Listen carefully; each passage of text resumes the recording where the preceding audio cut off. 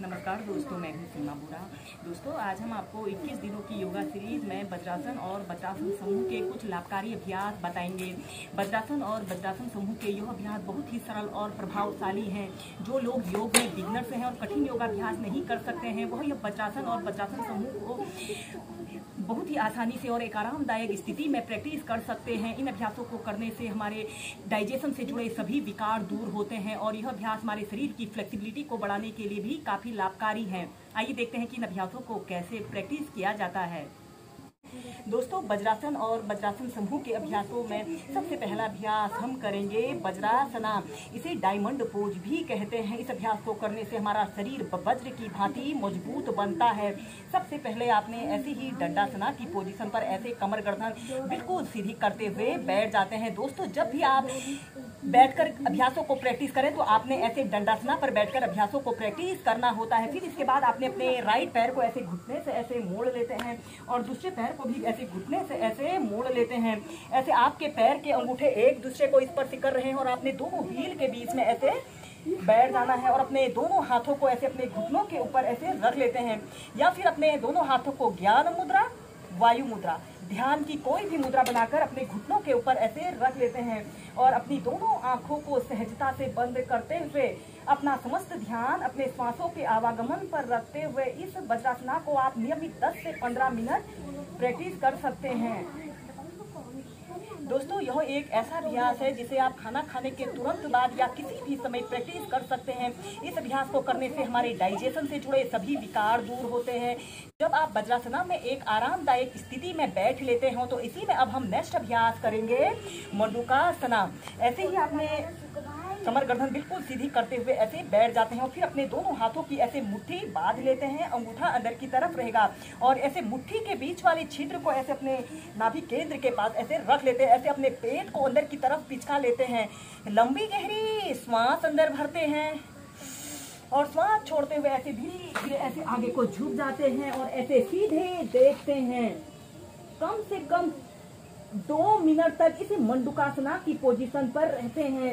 यह अभ्यास को करने से जिन लोगों को पेट में दर्द, पेट में ऐंठन या पेट में अत्यधिक गैस बनती है, इस मंडूकासना को करने से दूर होती है।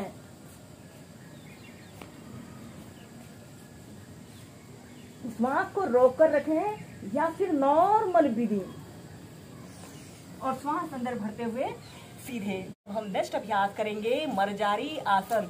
ऐसे ही वज्रासना की पोजीशन पर आपने बैठ जाते हैं और अपने दोनों हाथों को जमीन पर ऐसे रखते हुए ऐसे टेबल टॉप की स्थिति पर आते हैं और श्वास अंदर भरते हुए ऐसे अपने शरीर को ऊपर की तरफ स्ट्रेच करते हैं और अपनी पीठ को नीचे की तरफ आपने करना है और श्वास छोड़ते हुए ऐसे अपने सिर को ऐसे नीचे की तरफ करते हैं। अब आपने अपनी पीठ को ऐसे ऊपर की तरफ करते हैं।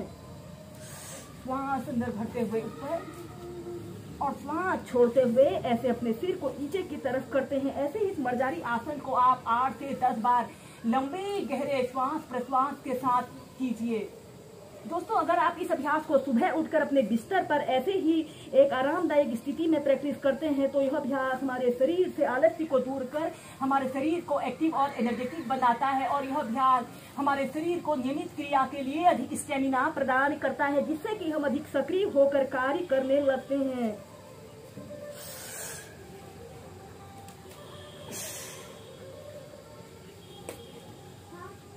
फिर इसके बाद आपने ऐसे सीधे हम नेक्स्ट करेंगे शशांक भुजंग आसन को एक साथ प्रैक्टिस करेंगे। ऐसे ही वज्रासना की पोजीशन पर आपने बैठ जाते हैं। श्वास अंदर भरते हुए अपने दोनों हाथों को ऐसे ऊपर की तरफ उठाते हैं और श्वास छोड़ते हुए ऐसे अपने सिर को ऐसे जमीन पर स्पर्श कराते हैं। ऐसे शशांक आसन की पोजीशन पर आते हैं। कुछ देर ऐसे ही रुकें और फिर इसके बाद श्वास अंदर भरते हुए ऐसे भुजंग आसन की पोजीशन पर आते हैं। अपने शरीर को पीछे की तरफ स्ट्रेच करते हैं और श्वास छोड़ते हुए ऐसे शशांक आसन। श्वास अंदर भरते हुए भुजंग आसन और श्वास छोड़ते हुए शशांक आसन। ऐसे ही इस अभ्यास को 8 से 10 बार लंबे गहरे श्वास प्रश्वास के साथ आपने प्रैक्टिस करना है।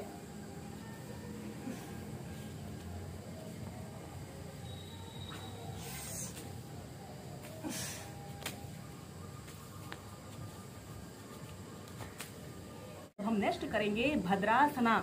ऐसे ही आपने दंडासना की पोजीशन पर ऐसे बैठ जाते हैं और फिर इसके बाद आपने अपने दोनों पैरों को ऐसे घुटनों से ऐसे मोड़ लेते हैं। ऐसे वज्रासना की पोजीशन पर आपने बैठ जाते हैं और फिर इसके बाद आपने अपने दोनों घुटनों को ऐसे आगे से जितना आप फैला सकते हैं उतना आगे से फैला लेते हैं। ऐसे पूरा फैला लेते हैं और अपने दोनों हाथों को ऐसे अपने घुटनों के ऊपर ऐसे रख लेते हैं और ऐसे अपने आपके पैर के अंगूठे एक दूसरे को स्पर्श कर रहे हैं और आपने अपने दोनों हील के बीच अपने हिप्स को ऐसे अपने दोनों हील के बीच इतना स्पेस रख लेना है कि आपके हिप्स जमीन को स्पर्श करें और ऐसे कमर गर्दन बिल्कुल सीधी करते हुए एक आरामदायक अवधि के लिए कम से कम 2 मिनट इस भद्रासना की पोजीशन पर रहते हैं। इस अभ्यास को करने से हमारे पैर काफी मजबूत बनते हैं। जिन लोगों को अक्सर पैरों में दर्द, घुटनों में दर्द की शिकायत रहती है, इस भद्र आसन को करने से दूर होती है।